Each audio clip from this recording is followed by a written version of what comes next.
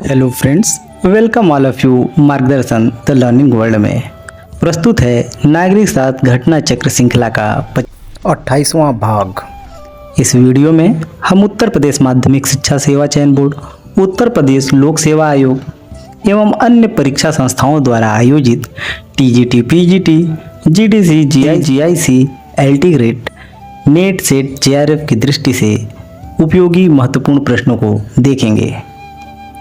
यह वीडियो विशेष रूप से आगामी पीजीटी परीक्षा को ध्यान में रख के बनाया गया है।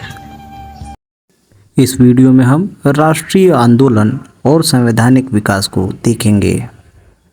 तो चलिए शुरू करते हैं आज का वीडियो। पहला प्रश्न है संविधान सभा का विधिक सलाहकार कौन था? ऑप्शंस हैं सच्चिदानंद सिन्हा, के.एम. मुंशी, वी.एन. राव या वी.टी. कृष्णामाचारी। तो संविधान सभा के विधिक सलाहकार वी.एन. राव थे।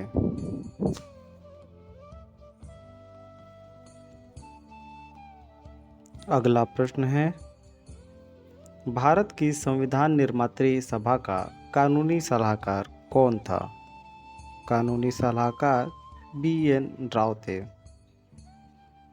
प्रश्न है भारतीय संविधान के वास्तुकार किसे माना जाता है? ऑप्शंस हैं राजेंद्र प्रसाद, बी.आर. अम्बेडकर, बी.एन. राव या महात्मा गांधी। भारतीय संविधान के वास्तुकार के रूप में डॉक्टर बी.आर. अम्बेडकर को माना जाता है। भारतीय संविधान की प्रारूप समिति में कितने सदस्य थे? आपके ऑप्शंस हैं 9, 5, 7 या 11। तो ड्राफ्टिंग कमेटी में सदस्यों की संख्या 7 थी।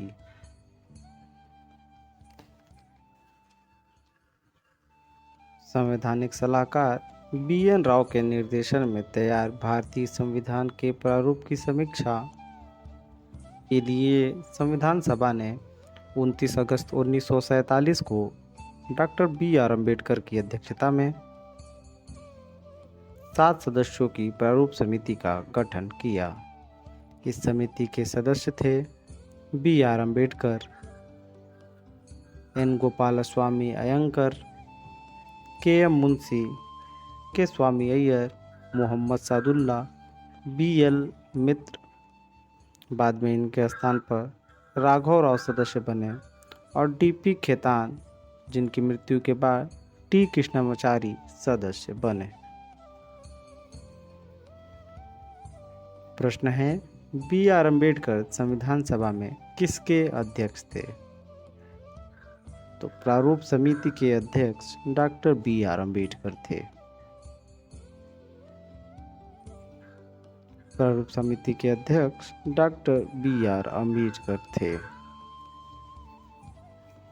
बार बार वही क्वेश्चन, संविधान सभा के प्रारूप समिति के अध्यक्ष कौन थे? अगला प्रश्न है कौन संविधान सभा की सलाहकार समिति का अध्यक्ष था? आपके ऑप्शंस हैं जे.एल. नेहरू, वल्लभ भाई पटेल, राजेंद्र प्रसाद या मौलाना अबुल कलाम आज़ाद। तो संविधान की सलाहकार समिति के अध्यक्ष सरदार वल्लभ भाई पटेल थे।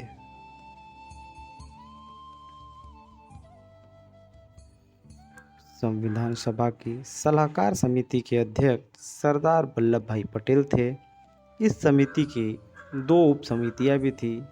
पहला मूल अधिकार उप समिति और दूसरा अल्पसंख्यक उप समिति, जिनके अध्यक्ष क्रमशः मूल अधिकार के जे.बी. कृपलानी और अल्पसंख्यक उप समिति के एच.सी. मुखर्जी। उल्लेखनीय है कि संविधान सभा के विधिक या संवैधानिक सलाहकार बी.एन. राव थे। अगला प्रश्न है संविधान सभा के अपने समापन भाषण में डॉक्टर बी.आर. अम्बेडकर ने किसे अपनी त्रिमूर्ति में नहीं चुना? ऑप्शंस हैं स्वतंत्रता, समानता, भ्रातृत्व को चुना, लचीलेपन को त्रिमूर्ति में अम्बेडकर नहीं चुनते हैं। अगला प्रश्न है कथन और कारण से संबंधित। कथन है भारतीय स्वतंत्रता अधिनियम 1947 ने भारत में ब्रिटिश शासन का अंत किया। कारण है भारतीय स्वतंत्रता अधिनियम 1947 ने भारत के लिए एक नए विस्तृत संविधान की व्यवस्था की। तो कथन तो सही है लेकिन कारण गलत है।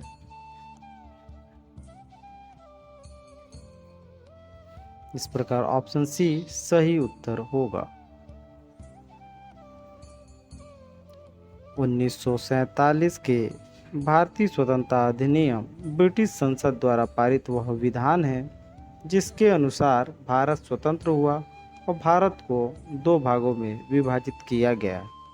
यह अधिनियम 18 जुलाई 1947 को स्वीकृत हुआ। यानी कथन एक सही है, किंतु भारत का संविधान भारत के लोगों द्वारा निर्वाचित संविधान सभा द्वारा बनाया गया, न कि भारत स्वतंत्रता अधिनियम 1947 के द्वारा।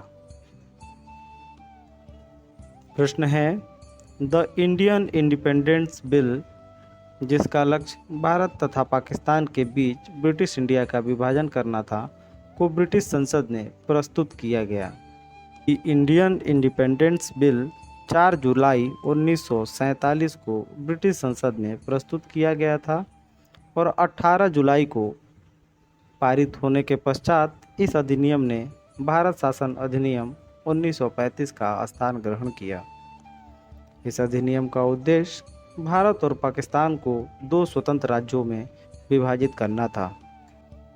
प्रश्न है इनमें से कौन भारत का वायसराय था जब अगस्त 1947 में भारत तथा पाकिस्तान के बीच ब्रिटिश इंडिया का विभाजन हुआ? आपके ऑप्शंस हैं Lord Louis Mountbatten, Lord Curzon, Lord Irwin या लॉर्ड डफरिन। तो भारत के विभाजन के समय ब्रिटिश इंडिया के वायसराय लॉर्ड लुईस माउंटबेटन थे। अगस्त 1947 में ब्रिटिश इंडिया का भारत और पाकिस्तान की स्वतंत्रता और विभाजन के समय लॉर्ड लुईस माउंटबेटन भारत के वायसराय थे।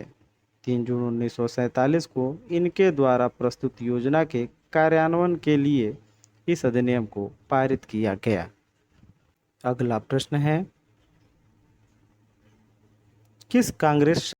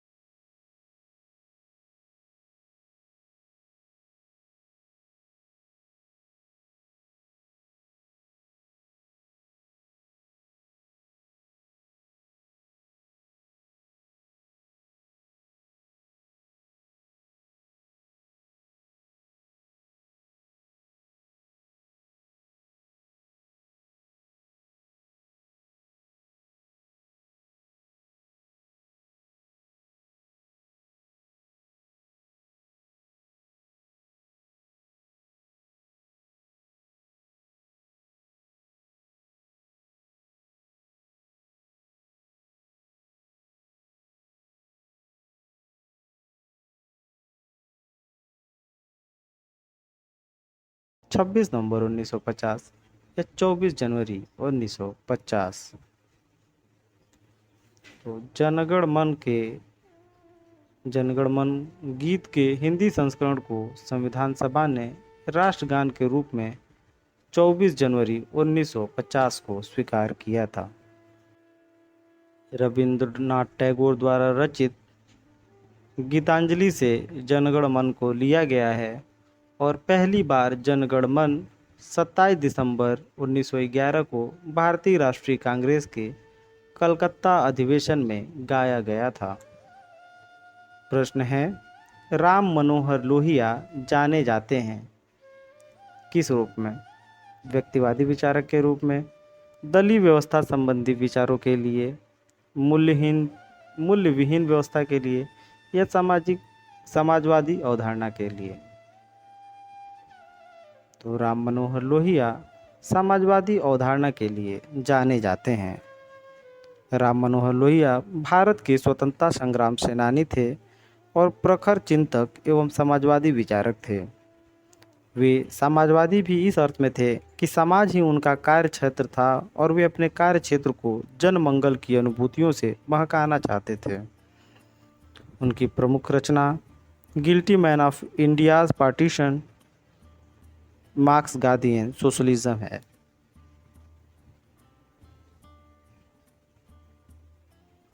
प्रश्न है, किसने कहा था कि पूर्णतया वचनबद्ध नौकरशाही ही वह सामाजिक परिवर्तन ला सकती है जो पंचवर्षीय योजनाओं और प्रगतिशील विधान में निहित है?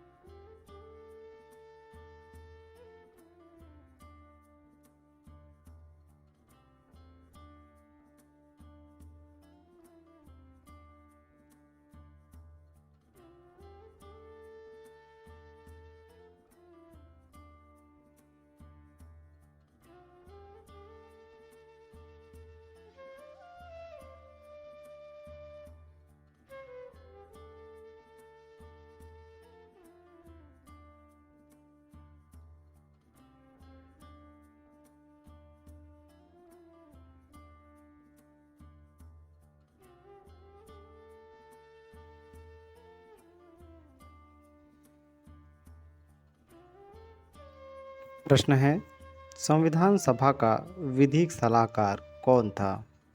ऑप्शंस हैं सच्चिदानंद सिन्हा, के.एम. मुंशी, वी.एन. राव या वी.टी. कृष्णामाचारी। तो संविधान सभा के विधिक सलाहकार वी.एन. राव थे।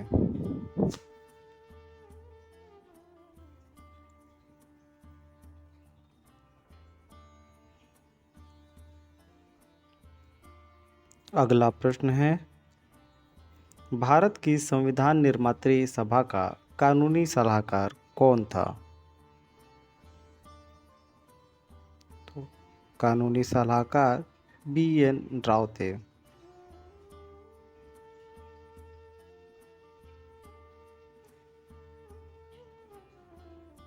प्रश्न है, भारतीय संविधान के वास्तुकार किसे माना जाता है? ऑप्शंस हैं राजेंद्र प्रसाद, बी.आर. अम्बेडकर, बी.एन. राव या महात्मा गांधी। भारतीय संविधान के वास्तुकार के रूप में डॉक्टर बी.आर. अम्बेडकर को माना जाता है।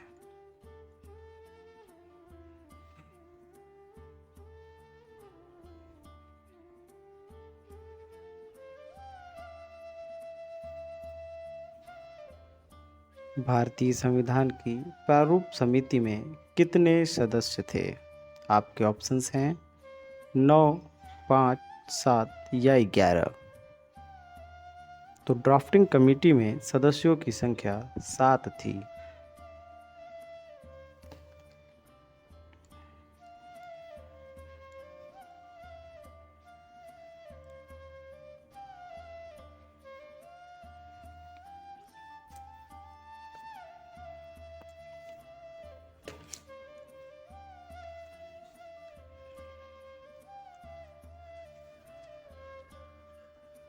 संवैधानिक सलाहकार BN राव के निर्देशन में तैयार भारतीय संविधान के प्रारूप की समीक्षा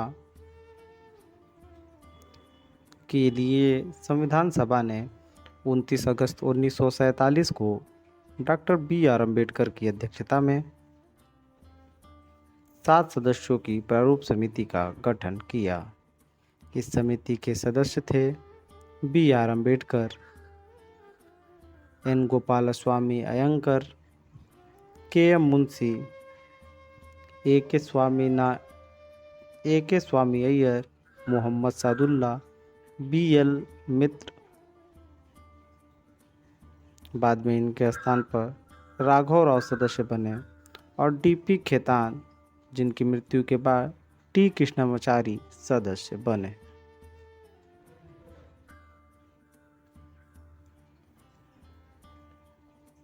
प्रश्न है, BR अम्बेडकर संविधान सभा में किसके अध्यक्ष थे? तो प्रारूप समिति के अध्यक्ष डॉक्टर BR अम्बेडकर थे। प्रारूप समिति के अध्यक्ष डॉक्टर BR अम्बेडकर थे। बार बार वही क्वेश्चन, संविधान सभा के प्रारूप समिति के अध्यक्ष कौन थे? अगला प्रश्न है, कौन संविधान सभा की सलाहकार समिति का अध्यक्ष था? आपके ऑप्शंस हैं JL नेहरू, वल्लभ भाई पटेल, राजेंद्र प्रसाद या मौलाना अबुल कलाम आज़ाद। तो संविधान की सलाहकार समिति के अध्यक्ष सरदार वल्लभ भाई पटेल थे।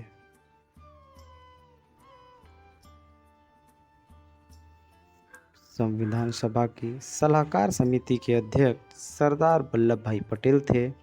इस समिति की 2 उप समितियाँ भी थी।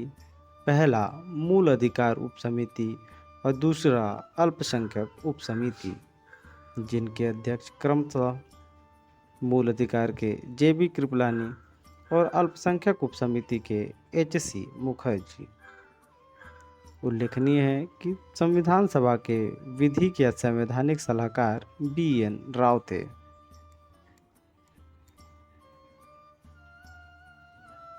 अगला प्रश्न है, संविधान सभा के अपने समापन भाषण में डॉक्टर BR अम्बेडकर ने किसे अपनी त्रिमूर्ति में नहीं चुना? ऑप्शंस हैं स्वतंत्रता, समानता, भ्रातृत्व को चुना, लचीलेपन को त्रिमूर्ति में अम्बेडकर नहीं चुनते हैं।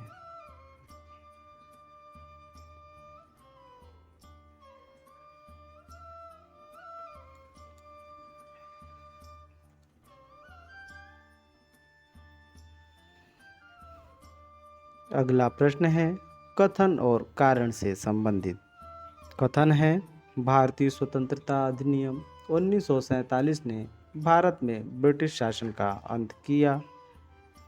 कारण है, भारतीय स्वतंत्रता अधिनियम 1947 ने भारत के लिए एक नए विस्तृत संविधान की व्यवस्था की। तो कथन तो सही है लेकिन कारण गलत है।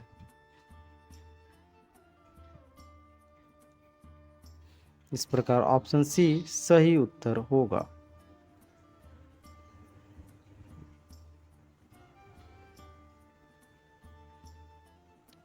उन्नीस के भारतीय स्वतंत्रता अधिनियम ब्रिटिश संसद द्वारा पारित वह विधान है जिसके अनुसार भारत स्वतंत्र हुआ और भारत को 2 भागों में विभाजित किया गया। यह अधिनियम 18 जुलाई 1947 को स्वीकृत हुआ। यानी कथन 1 सही है, किंतु भारत का संविधान भारत के लोगों द्वारा निर्वाचित संविधान सभा द्वारा बनाया गया, न कि भारत स्वतंत्रता अधिनियम 1947 के द्वारा।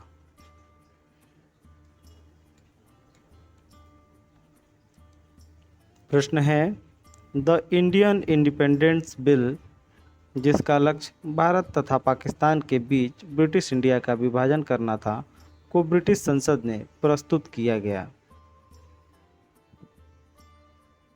द इंडियन इंडिपेंडेंस बिल 4 जुलाई 1947 को ब्रिटिश संसद में प्रस्तुत किया गया था और 18 जुलाई को पारित होने के पश्चात इस अधिनियम ने भारत शासन अधिनियम 1935 का स्थान ग्रहण किया। इस अधिनियम का उद्देश्य भारत और पाकिस्तान को दो स्वतंत्र राज्यों में विभाजित करना था।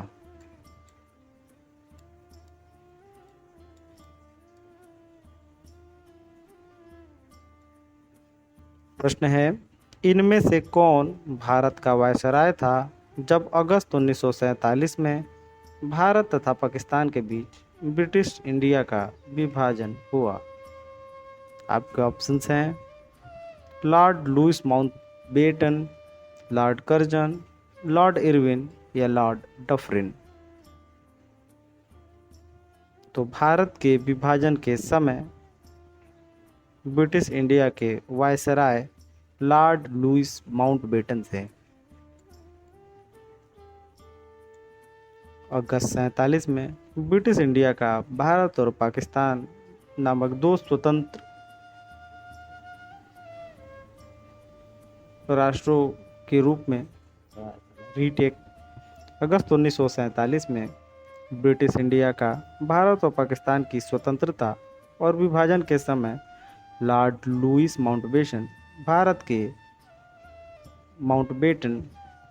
भारत के वायसराय थे। 3 जून 1947 को इनके द्वारा प्रस्तुत योजना के कार्यान्वयन के लिए इस अधिनियम को पारित किया गया।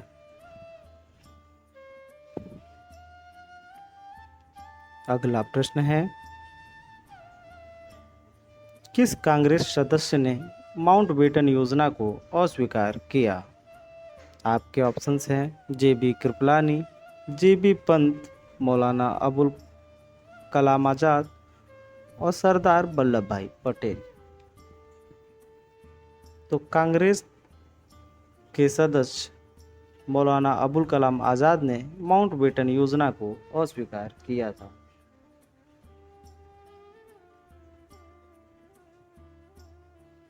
इस प्रकार ऑप्शन सी सही उत्तर होगा। नेहरू और पटेल के पश्चात अंततः महात्मा गांधी ने भी माउंटबेटन योजना को स्वीकार कर लिया, लेकिन मौलाना अबुल कलाम आज़ाद ने इस योजना का अंत तक विरोध किया। अगला प्रश्न है, भारत एक गणतंत्र राज्य बना कब? 1947 में, 1948 में, 1949 में या 1950 में? तो भारत एक गणतंत्र 26 जनवरी 1950 को बना था। हालांकि संविधान 26 नवंबर 1949 को ही बन के तैयार हो गया था, लेकिन 1929 के लाहौर अधिवेशन में यह प्रस्ताव और यह संकल्प लिया गया था कि 26 जनवरी को स्वतंत्रता दिवस के रूप में मनाया जाएगा।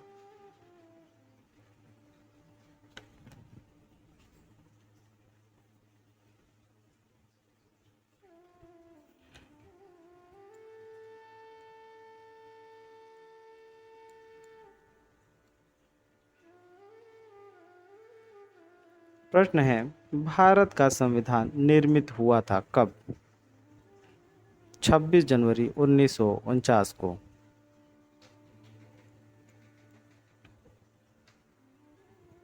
प्रश्न है, ऑपरेशन विजय किसे मुक्त कराने के लिए शुरू किया गया था? ऑप्शंस हैं पांडुचेरी को, जम्मू कश्मीर को, अंडमान निकोबार द्वीप समूह को या गोवा को। तो ऑपरेशन विजय गोवा को मुक्त कराने के लिए शुरू किया गया था। भारत द्वारा वर्ष 1961 में गोवा को पुर्तगालियों से मुक्त कराने के लिए चलाए गए सैन्य अभियान का जो कोड था वो था ऑपरेशन विजय।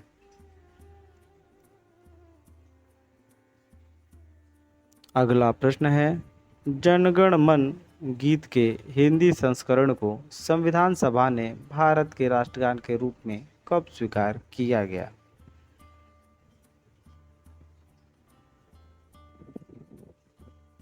ऑप्शंस है 26 जनवरी 1950, 15 अगस्त 1947, 26 नवंबर 1950 या 24 जनवरी 1950। तो जनगण मन गीत के हिंदी संस्करण को संविधान सभा ने राष्ट्रगान के रूप में 24 जनवरी 1950 को स्वीकार किया था।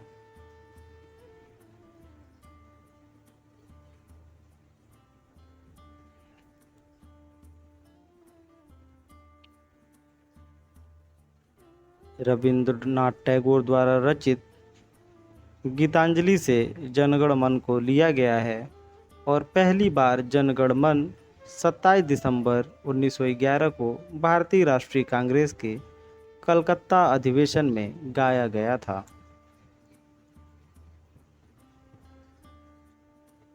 प्रश्न है, राम मनोहर लोहिया जाने जाते हैं किस रूप में? व्यक्तिवादी विचारक के रूप में, दलीय व्यवस्था संबंधी विचारों के लिए, मूल्य विहीन व्यवस्था के लिए या समाजवादी अवधारणा के लिए? तो राम मनोहर लोहिया समाजवादी अवधारणा के लिए जाने जाते हैं। राम मनोहर लोहिया भारत के स्वतंत्रता संग्राम सेनानी थे और प्रखर चिंतक एवं समाजवादी विचारक थे। वे समाजवादी भी इस अर्थ में थे कि समाज ही उनका कार्य क्षेत्र था और वे अपने कार्य क्षेत्र को जन मंगल की अनुभूतियों से महकाना चाहते थे। उनकी प्रमुख रचना guilty man of India's partition, Marx, Gandhi and socialism है।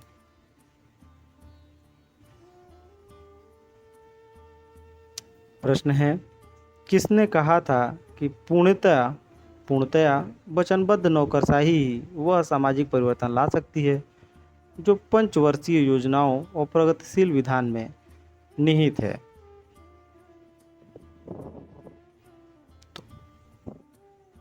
तो वचनबद्ध नौकायत